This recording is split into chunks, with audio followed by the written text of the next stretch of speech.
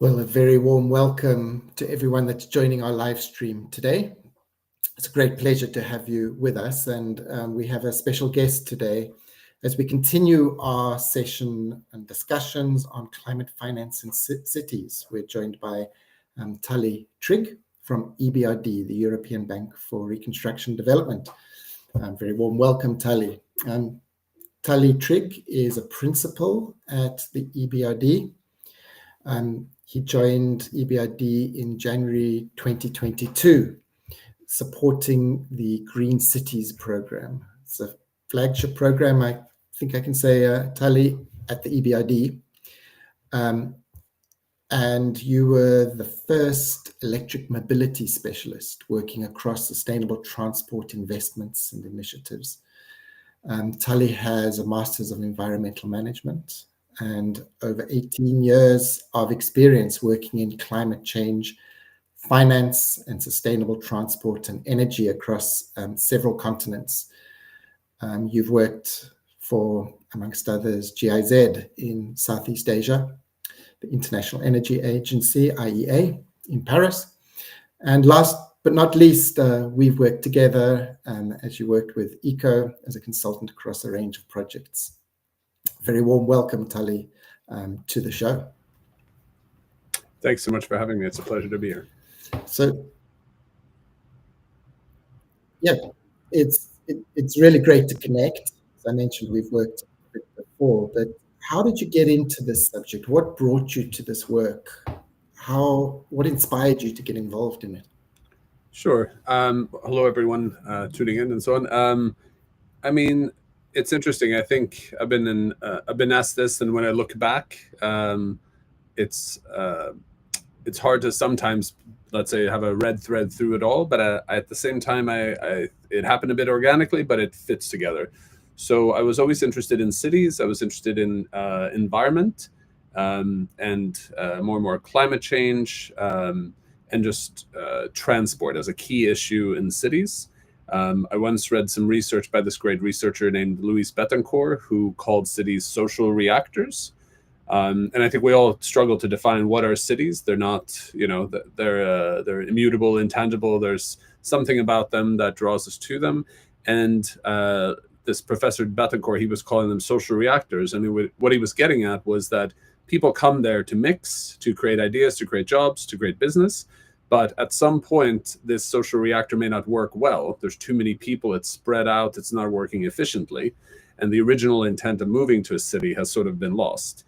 And I think when we translate this to environment and climate change and so on, I think we can all tune into what it is, what works well, what doesn't.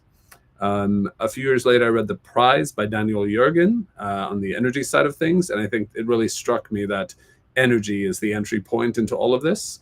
So I started focusing more on the energy side of things. And then fortunately for me, there was something that tied it all together: transport, energy, climate change, and that was electric mobility.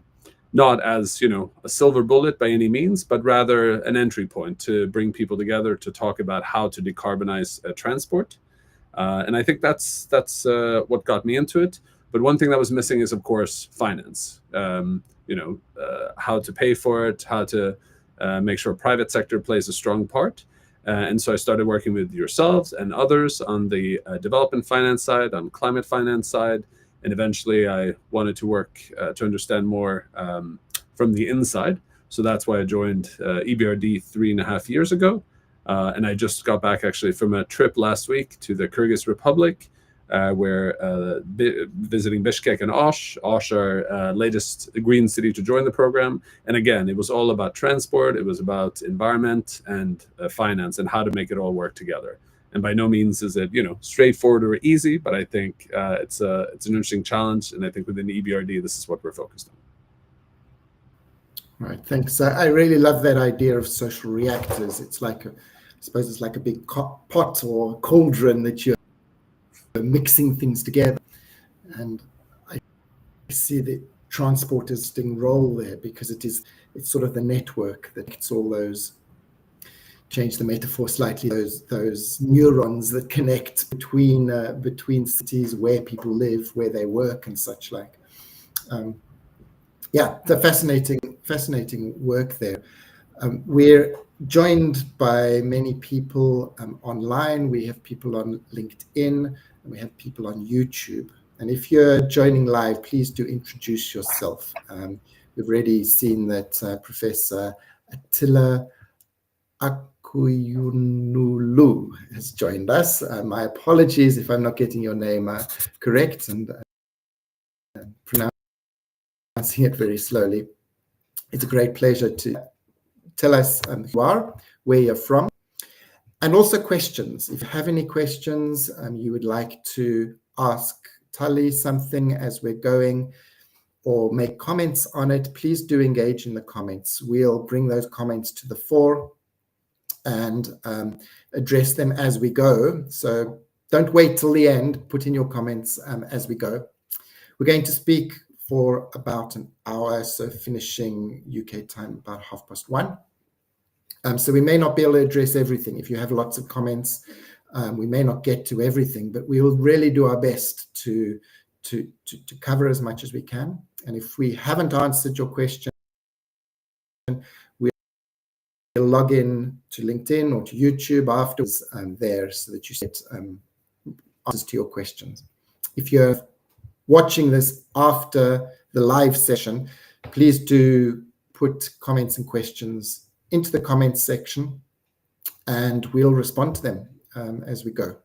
Well, so thank you. We're getting many people engaging here. We have Dennis from Uganda. Great to see you here. Annie is a consultant. I'm not sure exactly where you're from. Annie, a very warm welcome to you. Rajiv from UNDP. I wonder where you're joining from. Monica from World Bank in New Delhi. Wow.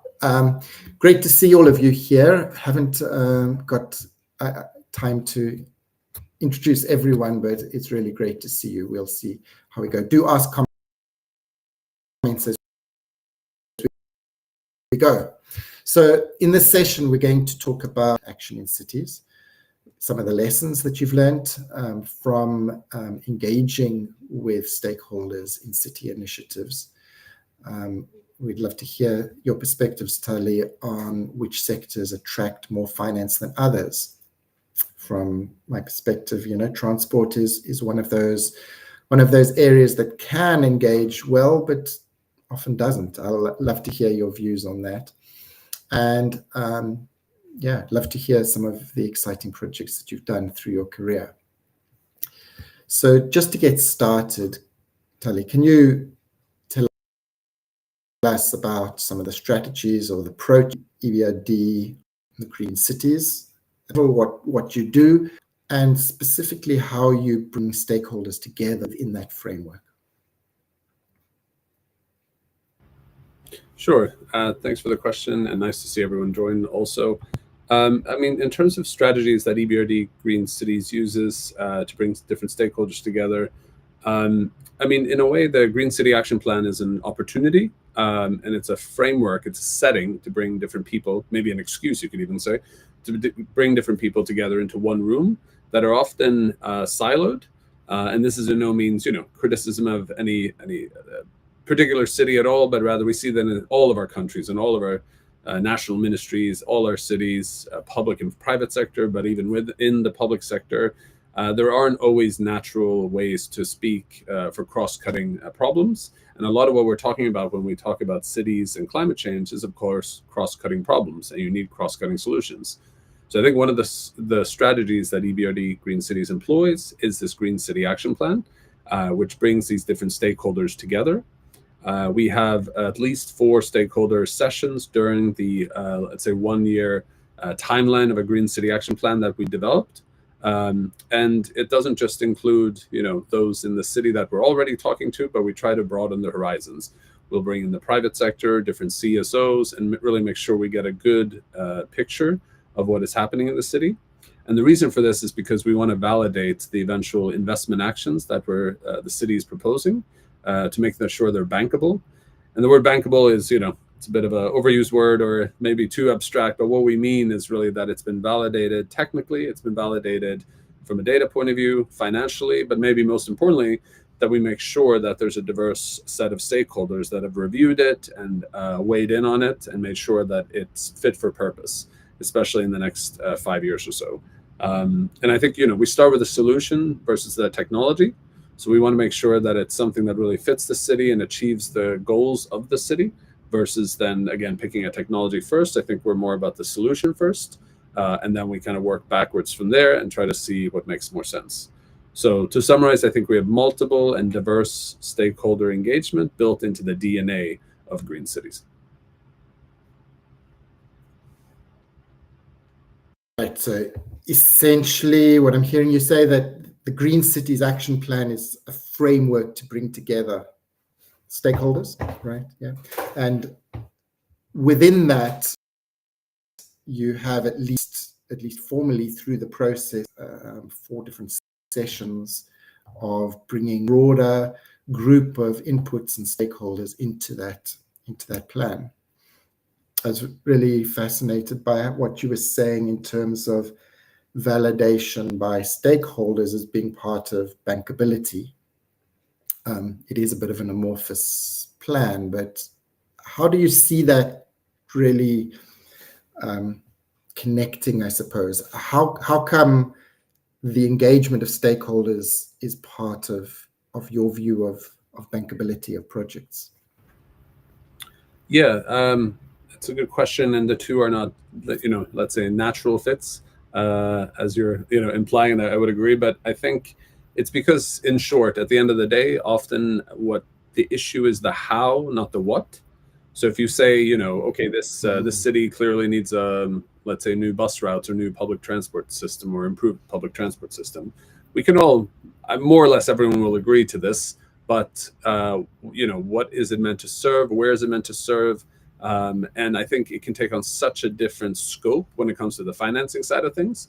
And if we have an asset that is, not being used well, efficiently, then you might question, that's not a proper use of assets. And that's important from a financing point of view, that if we finance something, we want to make sure it's used well, a lot, hopefully, efficiently and safely. And that's where I think stakeholder consultations come into play, because that's the way we try to assure that it's happening well. Yeah, it makes sense.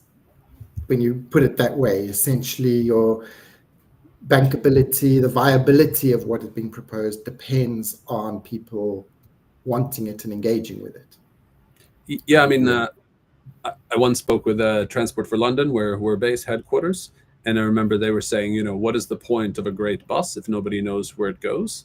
And I think that's a bit the point. You could have the most, beautiful 12-meter electric bus, couldn't be more modern, and so on and so forth. But if you don't have, let's say, proper bus stops, shelters, maybe with rain protection and digital information, make it easy to pay, and so on and so forth, then you're missing the overall, let's say, ecosystem approach. And you're just not going to see the kind of utilization that everyone wants, the users, the public transit, the client, and from our point of view as well. Okay, fantastic. Thank you. We've got over here a QR code for EBRD Green Mandate. A number of people have scanned that QR code. Please do. You can find out more about it and get insights into the approach in the many different countries in which you're working. EBRD has been working since 2016, I think, with GCAPs. What would you say have been the main learnings since that was first launched? And how have you had to adapt as you've learned from those? Yeah, certainly. So yeah, the program started in 2016 and partly came out of the COP Paris discussions and the realization that we needed to find ways to work better with cities, to finance in cities. Sub-sovereign financing to date remains a tough nut to crack. And we haven't solved it by any means, but we've certainly made some good advancements. And we've most importantly invested in 95 different investments across 55 cities. And what we see is that when we do these green city and action plans, which are a means to an end to support the city, to add some vision, to strategic coherence, you might say, for all these investments, you really see more follow-on actions. So what we, to explain the terminology, when we do our Green Cities program, it's all about this, about being investment oriented. So we need this first trigger investment to kick things off, to make sure there's good, let's say, commitment from the city. They must also express a desire to be part of the program, and then a pipeline behind it of more investments. And we think this is useful because that way you can really make sure that different investments fit together. And that's, I think, one of the biggest value add of the program. And I think that's one of the biggest needs that we try to address. In terms of what we've learned, I mean, there's a lot, and I think we're always trying to think about it internally. We're also at a fork in the road. We're coming up with a new methodology ourselves, which is meant to incorporate these learnings. I mean, some things that come to mind, one is the importance of having a champion. I think we see this a lot when we talk about cities and climate finance.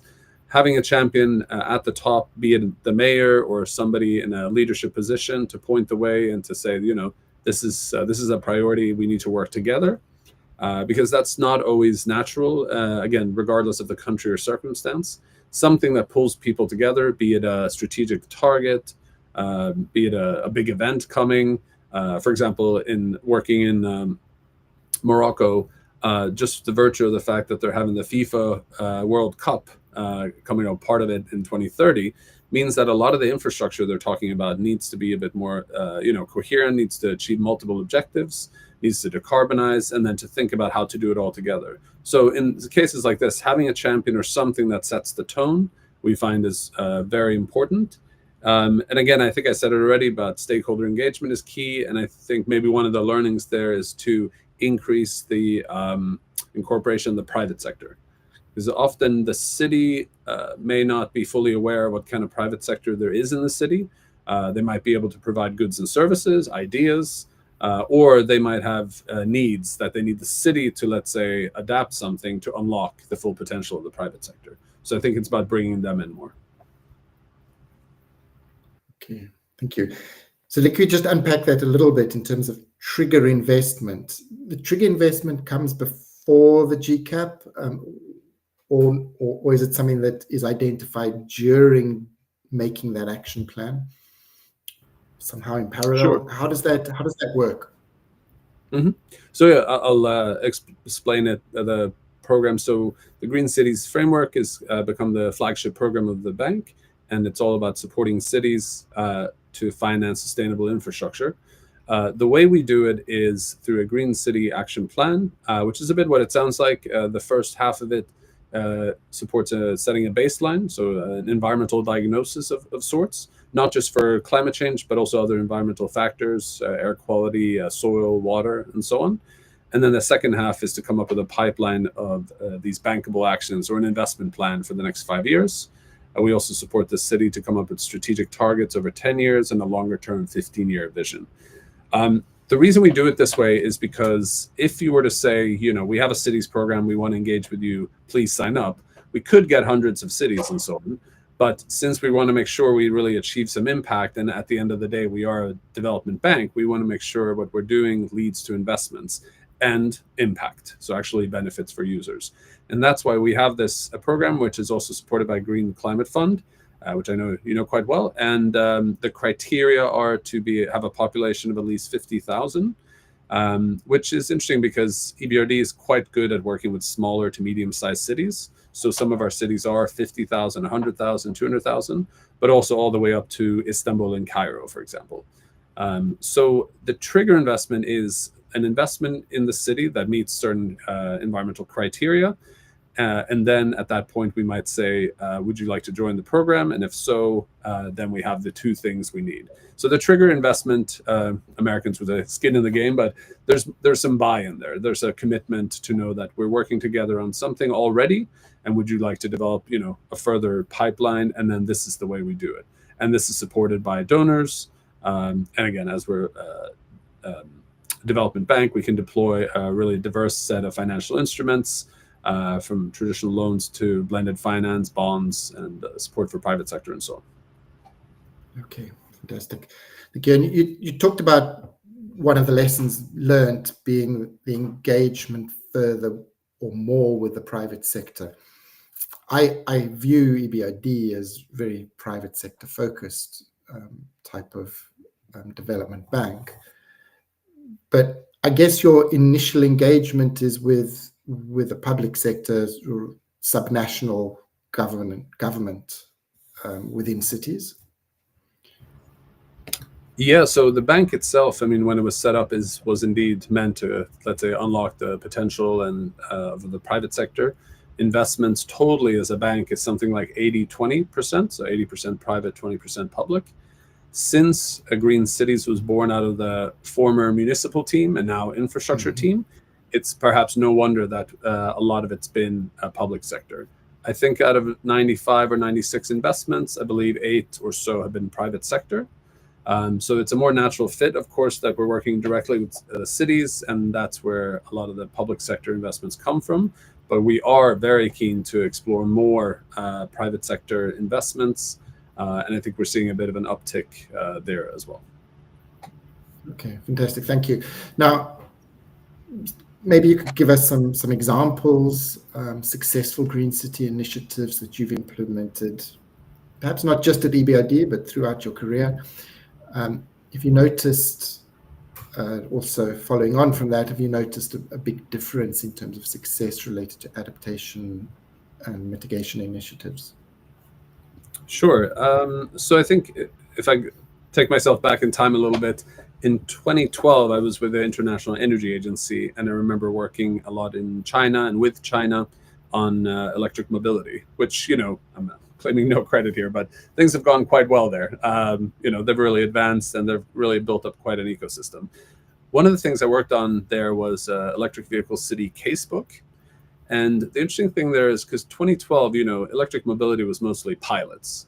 And at some point there was almost, I would call it pilot fatigue. You know, there was enough pilots already. How do we get to market? This sort of thing.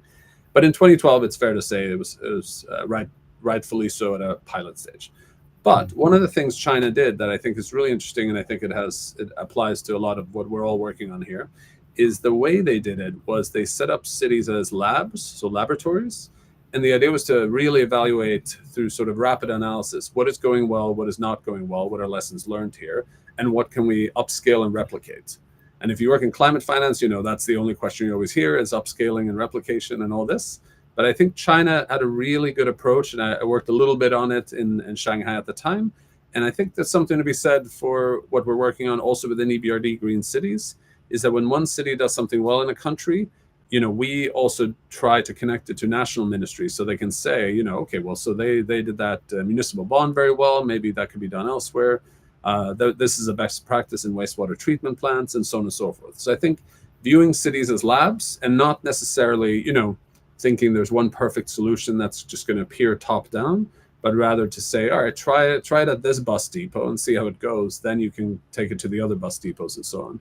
So I think a bit this approach is a best practice and something I've been happy to be part of and something I've learned over the years, I would say. In terms of what you said about mitigation and adaptation, I mean, mitigation is certainly more straightforward. I think we all know this in terms of financing. Adaptation's been much tougher to finance. We see a lot of interest. We make sure that adaptation components are part of our infrastructure investments, also nature-based solutions. But I mean, in short, for sure, it's tougher, just like walking and cycling is tougher to finance than, let's say, public transport. But I think, best practice is to try to incorporate it as components and make sure it's streamlined into it. Okay. Yeah, Jonathan on LinkedIn has asked a question around the GCF. You mentioned that part of the funding is with support of Green Climate Fund. So where do those priorities lie with respect to adaptation versus mitigation? I guess, I mean, not to avoid the question, they're both priorities. And I think a really nice example was we worked in Chisinau in Moldova on this River Bic project. And it was interesting because it was a river in the city that's seeing increased flooding. And again, it's tough to finance adaptation project, but in the city, we managed to do it through our excellent bankers there. And they were able to tie in nature-based solutions. They were able to tie in digital components to have more predictive monitoring. They were also working on increasing the land use value, because the river really wasn't that scenic, or there was no tourism there per se. And now they made it a place where there's more businesses, more SMEs, more tourists, and so on. So there's quite an uplift there. So I think both are absolutely priorities, and it's always about trying to find the best way to build in these kind of components. Okay, thank you. We've received a quite fairly technical question from a LinkedIn user. I'm sorry, I don't have your name on it, but do you think about heat islands? And do any of the projects that you're working on address that question? Any of those 95, 96 investments dealing with that issue? Yeah, so I mean, our great climate strategy and delivery team looks at this quite closely. We actually have a heat island summit, as it happens, on July 3rd. So feel free to get in touch with me, and I can forward the relevant details there. But in short, it's absolutely something we're looking at. And I think when we invest in, let's say, greening cities, again, this is tough. What's the payback period of that? How do you do this, and so on? But we look at it from whatever component or angle that makes sense. So if it's about urban regeneration, we do it that way. But we really understand that this is, again, speaking of our assets that we're financing, if you're, let's say, financing electric buses, but because of the heat island effect, it's actually going to be a few more degrees warmer than you think, then air conditioning will drain the battery. It's really that if you don't take a holistic view, I think these investments don't really work. That's why this is an excellent question, and this is exactly the kind of thinking that we try. I'm not saying it always is, perfectly done, but we really try to incorporate as best we can.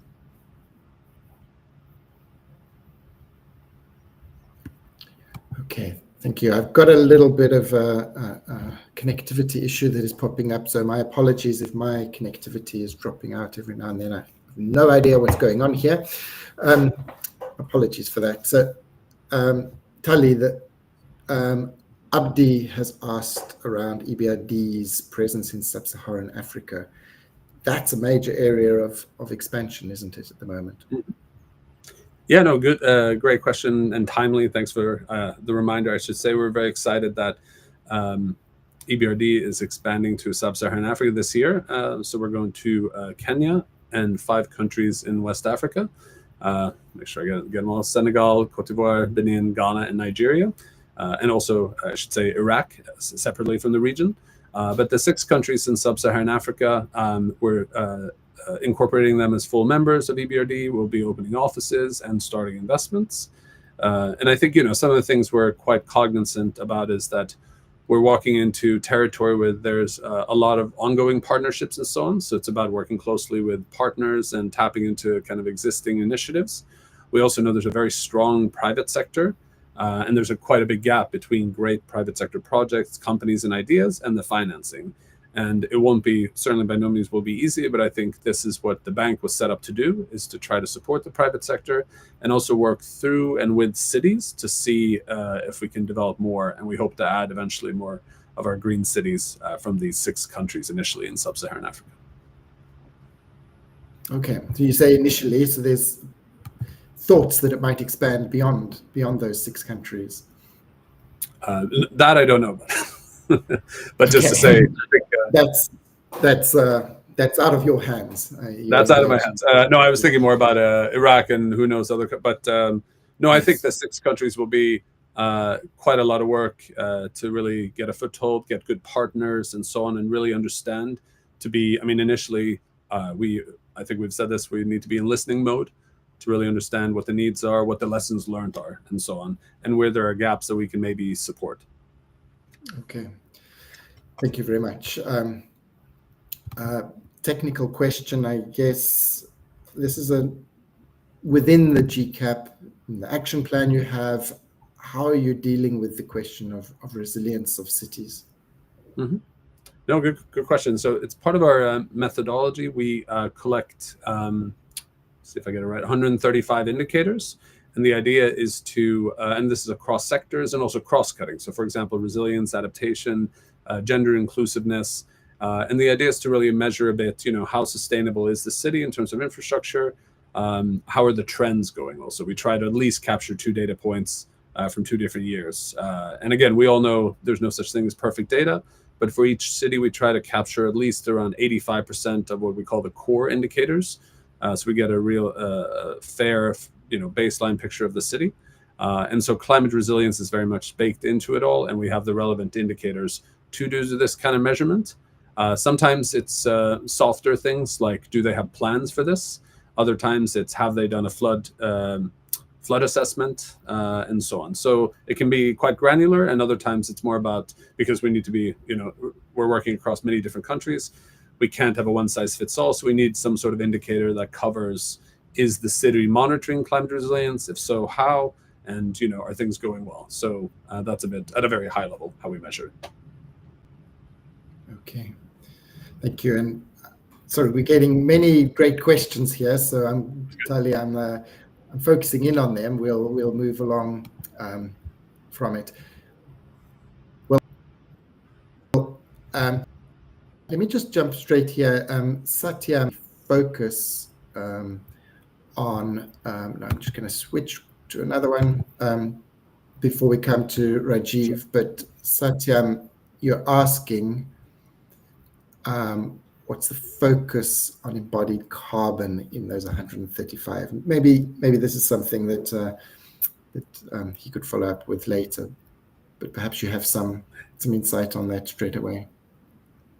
Yeah, sure. No, I mean, it's a very cool question. I mean, this is really where we need to think moving forward. I'll take electric vehicles as one example. So one of the things we're doing there is to understand traceability of batteries, and working with the EU on the so-called battery passport. And part of that has to do not just traceability and supply chain, but also, indeed, what's the embodied carbon of the battery, and can we move to greener batteries? It's estimated by 2040, 50% of electric vehicle batteries will be made from recycled materials. If we, EBRD can support that, that's great, because that way, we're achieving everything we want to and improving the embodied carbon and carbon intensity. And so EBRD is, for example, invested in EV battery recycling facility in Poland, as one example. Another one is also roads. Development banks fund a lot of connectivity projects and roads. And it's also something that our teams are looking into to understand, what is the embodied carbon of roads, and is there a way to nudge our clients and countries towards greener roads and so on. So these are, this is a very good question, and it's something we're working on currently.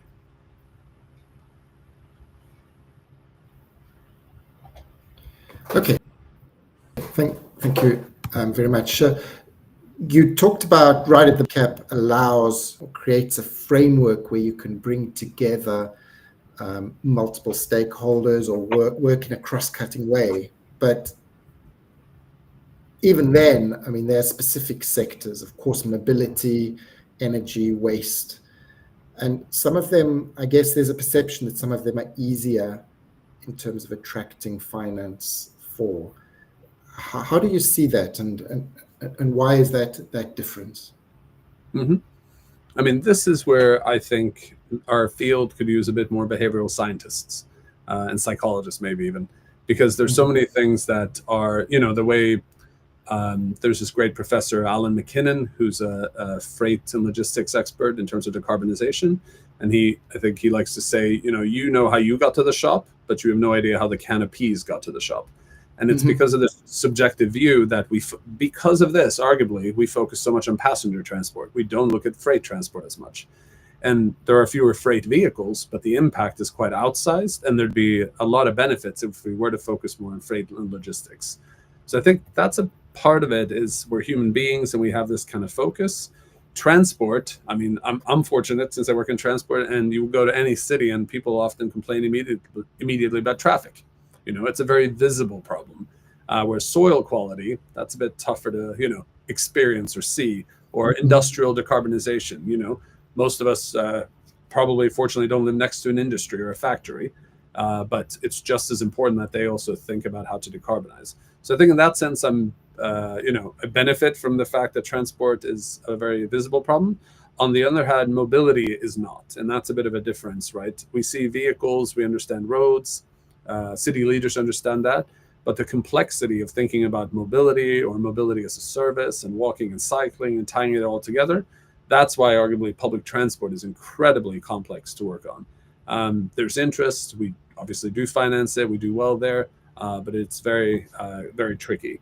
Water and waste, I think, are quite key sectors for us as well. And of course, just our key sectors in terms of basic infrastructure and services. Energy is not always in the remit of cities, although there's a lot that could be done there. So I think that's something we work on more, be it solar PV or buildings energy efficiency. We do a lot of district heating in some of our countries. So I think that's something, and we're just going to see more and more interest in renewable energy. But again, there's not always this overlap in terms of geographic boundaries. So that's one of the issues with freight and logistics. Again, they don't really follow a geographical boundary. So no wonder sometimes the city may not be that interested. Although if you do the data analysis, you might find actually trucks are just 5% of your vehicles passing through your city, but 30% of local air pollution and accidents. Then you might get city leaders interested. But the question is, what can you do about it? And that's where I think a Green City Action Plan, it's not the only type of framework, but it is a type of framework that gets different parties into the same room. And that's when I think this is a good way to try to tackle these issues. Yeah, there's a really complex mix, and as the complexity increases, it's less likely that they get the focus and attention. I guess that is the other side of the coin in terms of what sectors are overlooked, despite them, at least from a technical perspective, being really important in the sustainable transformation of a city. Yeah, I mean, adaptation is certainly a cross-cutting issue that's overlooked, unfortunately. And I think we're trying our best to bring that to the forefront. Some cities, it's more clearer than others if there's flooding issues or quite a prominent heat island effect. But it's something that is, I think it's fair to say, overlooked and not as prioritized as it should be. Energy is mentioned, but one of the big ones I would say is land use. Land use is, quite something to tackle. And, we see always a tendency to go for greenfield development versus brownfield regeneration, redevelopment, and so on. It's more straightforward in some ways, but you end up issue often where you're building infrastructure maybe somewhere else that's not connected to basic services, and now you run into these kind of issues. So I think tying these kind of sectors together when you think about infrastructure leads to much more efficient outcomes, better from a financing point of view, better from an environmental point of view. And just again, I think it's all about coherence, and that's where that's I think what we try to do at the end of the day when we tie together these infrastructure investments. So in a way, one of the biggest sector that's missing is not a sector; it's this connecting them together. That's one of the issues, and doing it well. Okay, yeah, and you've mentioned many times that importance of stakeholder engagement, and in fact, that's the whole beauty of the Green City Action Plan approach. Is it's connecting things. Beyond just bringing the stakeholders together while you're putting it together, how is EBRD actively ensuring that sustained engagement that happens after you've got a priority investment plan, you've got a list of possible investments that EBRD or others might invest in? How do you, as it moves forward, engage through the longer term of engagement with the city? Sure. So I think we've all probably seen in this field that if you're talking to, let's say, a municipality and there's a point person and so on, they're overwhelmed. They're working with a lot of different, they're doing their daily job, and now they've been tasked to work with international organizations. There's all these initiatives that sound similar, and there's maybe overlap. This can be quite tough, from a data collection point of view and staying up to date. So I think, what we do is we work with cities to have someone be appointed a Green City Officer, which at the very least means they're a contact person. And if they're not always the ones, who needs to be involved in everything, but at least there's a contact person, that usually what ends up happening is we have quarterly webinars on certain topics, also in-person meetings, and we make sure that they're, let's say, up to date. We build their capacity. But at the end of the day, they must want it. They must see the interest. And I think that's the only thing that's effective. Even if the city were to pay them just for this, or we were to fund it somehow, arguably that's not what motivates people. It's that it makes sense for them. It makes sense. It adds to their work, and it adds, as I mentioned, coherence before. Another thing to mention is that just by virtue of being part of the network, they get to meet the other Green City officers, so 55 or so, and that's really one of the most useful things. I've worked recently in Vilnius in Lithuania, and one of the most convincing things for them wasn't me talking about green cities, but it was other green city officers telling them about it. That's usually what people listen to, is someone in a similar situation saying, yeah, okay, but how did you solve it, and what about these issues? And so I think that's something. There's this kind of brotherhood, sisterhood of green city officers that work together, that understand each other and learn from each other, and I think that's one of the big value adds. I say on their behalf that I think is appealing to them, because that helps them do their work very well. They can stay up to date, and they have this automatic network they can ask questions to anytime they need to. Okay. The Green City officers, are these employed?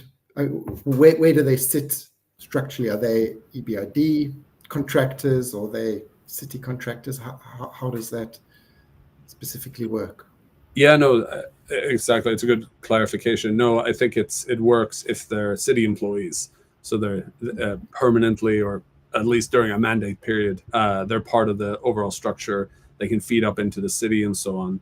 And as I mentioned at the outset, if there's not a champion at a high level saying, departments, you need to work together, we need to do this well, because it's in the interest of the city, then if you have that, you're going to achieve big, good outcomes. And I think this is the Green City officer might be sitting in the environmental department if they have that. Maybe it's a different sectoral department, administrative department, doesn't really matter. But as long as they are in a position where they can feed up to a higher level steering committee, but also work together on an operational point of view across different departments and sectors, then they're the right person.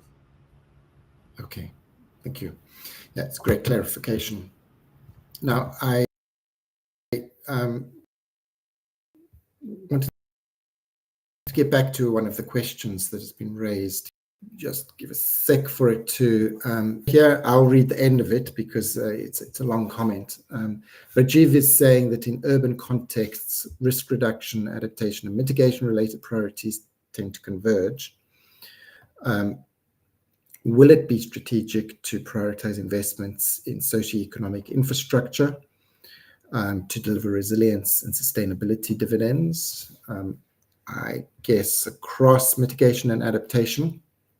And he's also asking, are these investments duly informed by risk considerations? Perhaps you just we could break it down piece by piece. This idea of, in urban context, risk reduction, adaptation, and mitigation related priorities tend to converge. How do you see that factor? Yeah, no, I think that's what we've recognized probably with the program, that they do indeed converge. And that's where I would say the Green City Action Plan tries to meet this challenge. So it tries to cut across again. So I think this is absolutely correct. But it takes,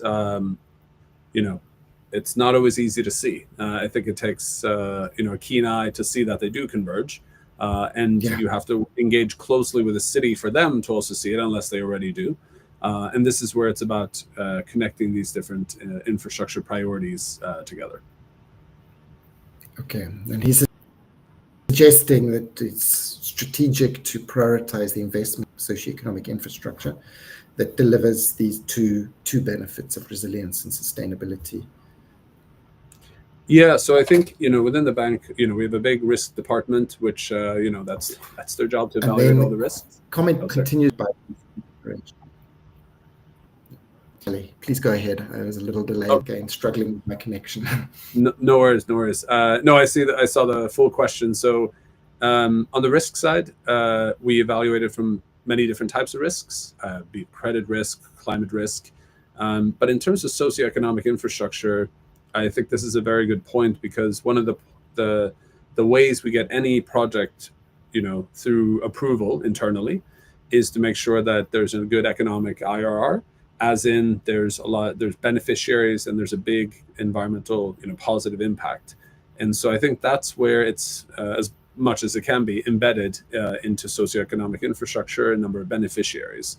It really, I have worked on some projects where technically it makes okay sense and environmentally it's okay, but it doesn't have enough of an impact socioeconomically. It's not beneficial enough for the city, given that, let's say, the cost of whatever the capex or infrastructure is quite a lot. So therefore, the number just doesn't look that good from a cost-benefit ratio. So that's, it's a very good question. That's absolutely something that we have to evaluate, even if you can look at it from the outside and say, that makes sense. But again, budgets are limited, so we need to make sure that there's a really, as Rajiv was saying, a good strategic impact. Okay, fantastic. Quite a number of the listeners got quite engaged with the idea that there are 135 indicators that you're tracking. One of the questions was about when those indicators are measured. Are those indicators measured just in the planning phase? We have a LinkedIn user who is specifically saying during the lifetime of the project, I guess the investment, or at the end.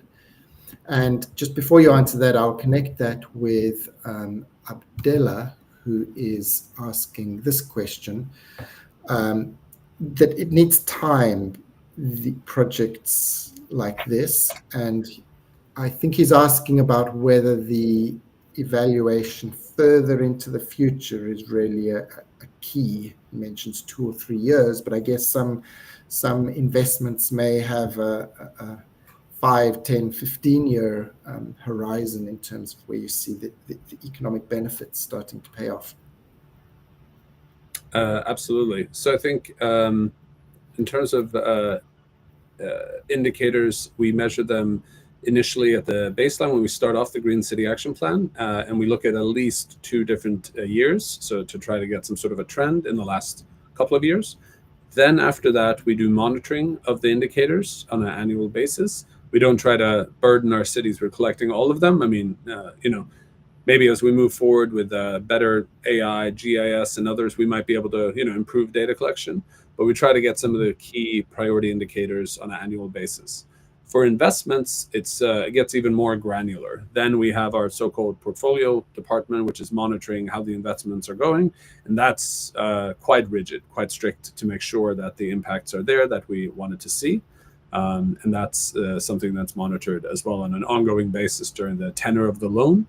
And we also have a good impact department within the bank that then selects different projects to go see, are we achieving the impacts we hope to?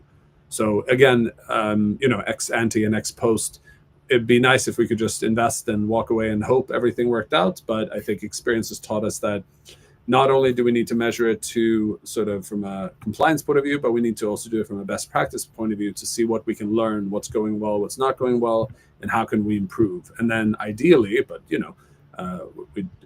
don't let perfect be the enemy of good, but ideally we try to incorporate all these lessons learned from past investments moving into future investments.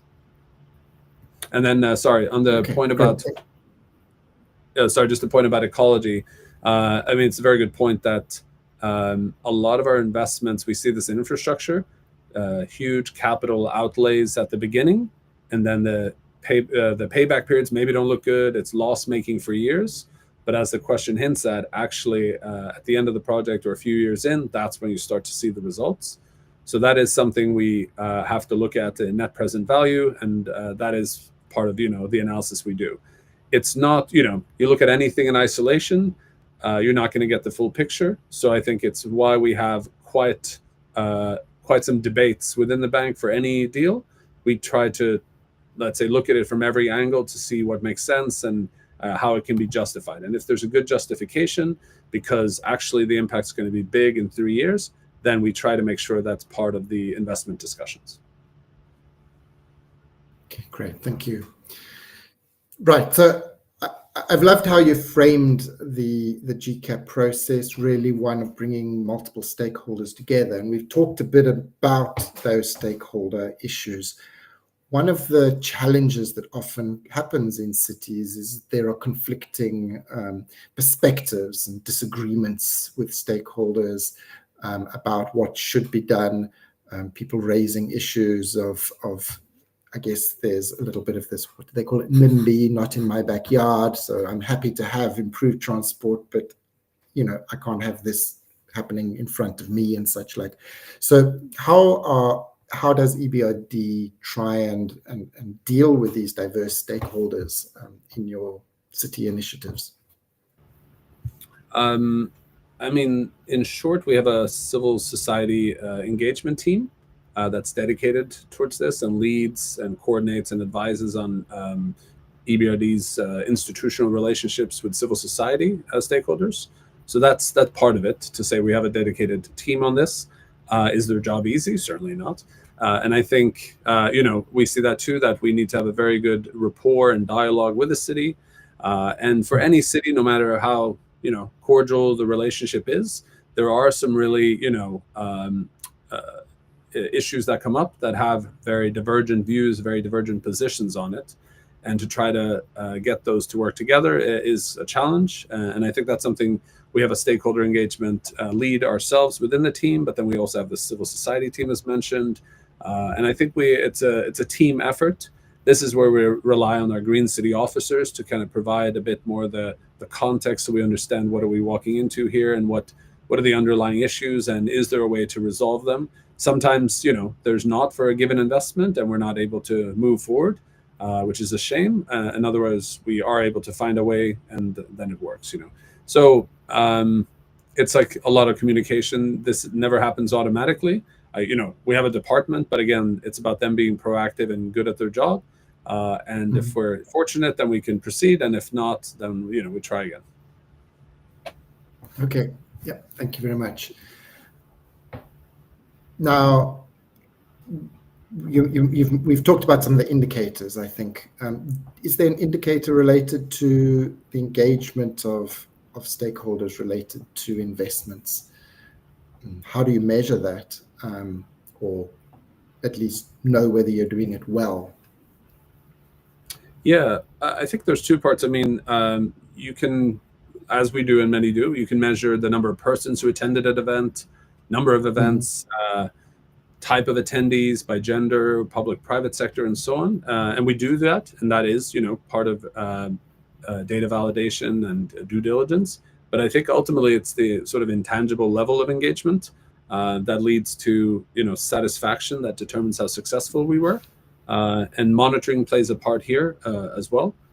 So I think, there's the numeric part of it, but that doesn't always give you the full picture.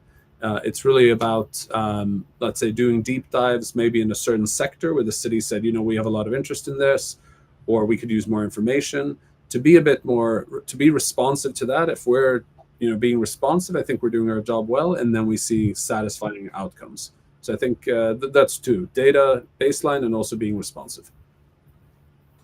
Okay, great, thank you.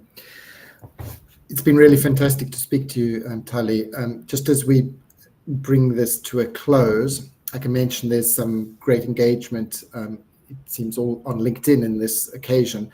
Satyam is sharing some reports around the effects of concrete types on decarbonization and such like. There are also really great inputs around Mekong Delta and Sponge City idea and such like. So have a look at the comments, and feel free, of course, to write responses to it. Looking into the future for you, well, perhaps in the past as well, past or ongoing, what projects or initiatives are you really excited about related to this climate finance, stakeholder engagement, and green cities? Sure. So I think, tying a bit into what we've talked about before is, you can do a lot of data work, you can do surveys, you can engage in a multitude of ways. And during COVID, we certainly had to get creative to make sure we had this kind of participation and engagement, all of us. But I think, again, being responsive and doing these deep dives where there's a need is something I'm quite excited about. And I'll bring up one example. In Romania, we had a city where one of the big issues was that the population was decreasing, which is, the opposite of an issue we're seeing in, let's say, Cairo or Istanbul. And this means that when you're doing an infrastructure investment, you're looking at, well, how many users will there be? Does this actually make sense? And you want to make sure that the city is achieving other goals, such as being an attractive city, economically competitive city.